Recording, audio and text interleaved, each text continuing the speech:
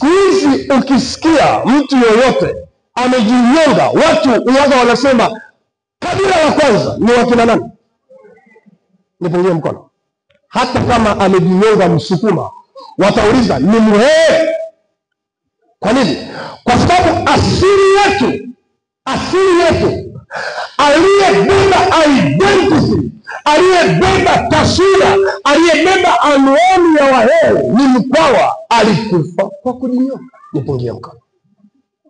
Kwa hiyo wewe hata kama huna undugu na Mkwawa, lakini uko kwenye ile ardhi aliyozika Mkwawa, wewe ni Mhehe typical. Kwa hiyo asili ya mazingira ya Iringa yanaweza yakakuzuia, na ndiyo maana ukiona umegombana na rafiki yako uko kwenye ardhi ya Iringa, futa kamba zote, vunja na matembele iliyoko nje ya nyumba yako. Anajiongea hata kwenye matembele.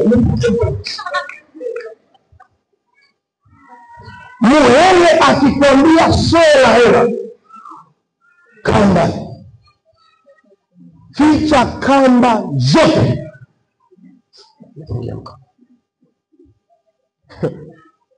Nazungumza asili ya mahali isipobadilishwa inaweza kutuletea shida. Okay. Ukikutana na watu wa Dodoma, Wagogo, ni wavivu wenye viwango vya flyover,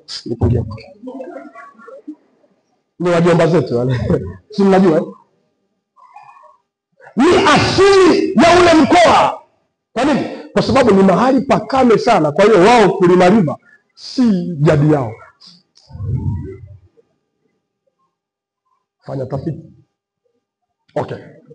Ukikutana na mtu wa Mara au Tarime, Mkuria, akikwambia kimbia na kuua, kimbia miguu iguse kisogo. Kwa sababu ni mijitu yenye hasira.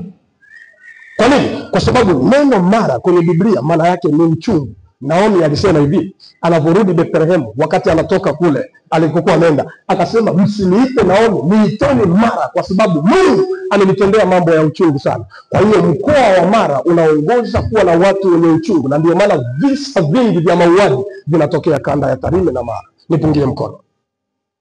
Kwa hiyo unapoingia kwenye ile ardhi usipojiombea na kuombea asili ya ile ardhi, unaweza ukajikuta una hasira kama ya Wakuria. Nipungie mkono.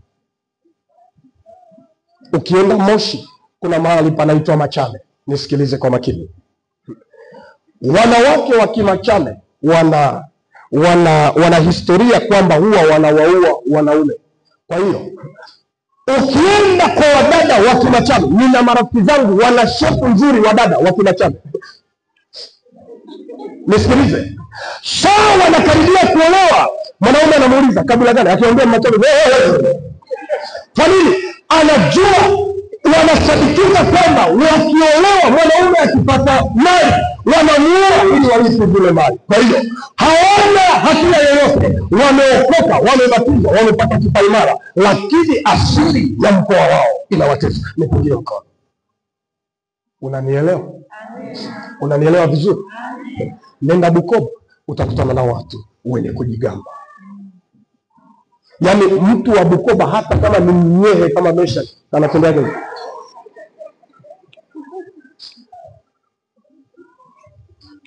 Nilihudhuria msiba mmoja wa Muhaya kwenye risala, kwenye ile historia ya marehemu, wanataja mpaka maksi aliyopata marehemu darasa la kwanza A. Mtihani wa hesabu alipata 99.99.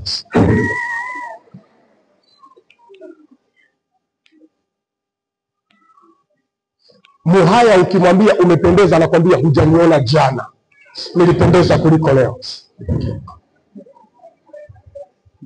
Ukienda Mbeya kwa Wanyakyusa, wanajua kila kitu, alafu ni wababe. Bwana asifiwe. Kristo asifiwe. Ukienda kwa watu wa Morogoro ni wabishi, alafu ni wafupi. Ukibishana na mtu mfupi hutamaliza kubishana naye.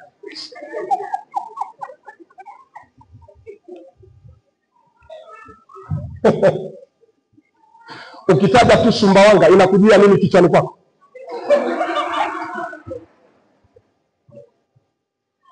Lakini si kwamba watu wote wa Sumbawanga ni wachawi, si ndio? Kwani Sumbawanga hakuna wachungaji, hakuna maaskofu, hakuna mapadri? Lakini kwa nini nilivyotaja Sumbawanga umesema uchawi? Kwa sababu tangu unakuwa unasikia ukipiga kifuu cha nazi Sumbawanga kinaongea usiku. Nipigie mkono. Kristo asifiwe. Bwana asifiwe. Kwa hiyo kila asili ya mali, na ndio maana Yakobo alipofika hivi aligundua kwamba hata hivi si mahali wanapokaa watu, akasema kuanzia leo ninapabadilisha jina, nitapaita Betheli, mahali pa madhabahu ya Mungu aliye hai. Nipungie mkono. Kwa hiyo ni makosa makubwa sana kwenda hata kwenye familia ya watu, kuolewa au kuoa kwenye familia ya watu ambao hujawaombea kwanza. Nipungie mkono.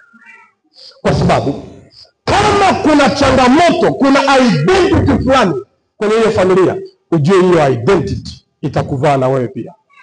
Kuna watu walikuwa wanaitwa akina Mwakabwa, mnawafahamu? Walikuwa majambazi sugu hapa Iringa. Nipungie mkono. Kuna rafiki yangu nilikokuwa nimesoma sekondari. Rafiki yangu alizaliwa kwenye hiyo familia.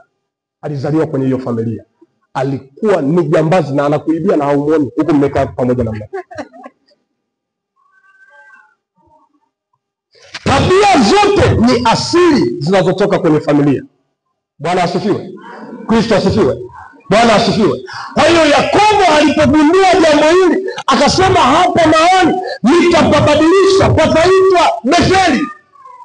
Hasa Yakobo yeye ametoka nyumbani, jina lake ni nzuri sana, alipewa na baba yake, lakini aliliharibu jina lake kwa kunyang'anya mbaraka wa ndugu yake kwa hila.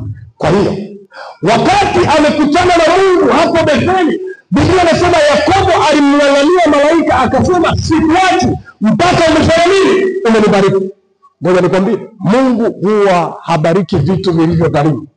Kwa hiyo akamwambia Yakobo, sawa, umening'ang'ania vizuri kweli, lakini wewe ili nikubariki, rudi kwanza pale Betheli, nenda katengeneze madhabahu. Angalia kilichofanyika. Alipofika Betheli akatengeneza madhabahu, Yakobo akatoa sadaka kwenye hiyo madhabahu. Angalia Mungu anachomwambia, anamwambia jina lako ni Yakobo, lakini kuanzia leo mimi nakubadilisha jina, utaitwa Israeli. Kwa nini? Kwa sababu siwezi kukubariki na jina la jambazi uliloiba baraka za ndugu yako. Nipungie mkono. Kwa hiyo Mungu ili afanye kazi na maisha ya mwanadamu, lazima kwanza akubadilishe jina lako. Nipungie mkono. Kristo asifiwe. Bwana asifiwe. Unajua kwa nini mimi huaga situmiaji jina la ukoo wangu, jina la Matandala mara nyingi wasilitumie? Na hata kwenye mitandao ya kijamii na dunia nzima wananifahamu naitwa Elton Simon. Hilo jina la Matandala huwa silitumii kwa sababu baba yangu alikufa maskini sana.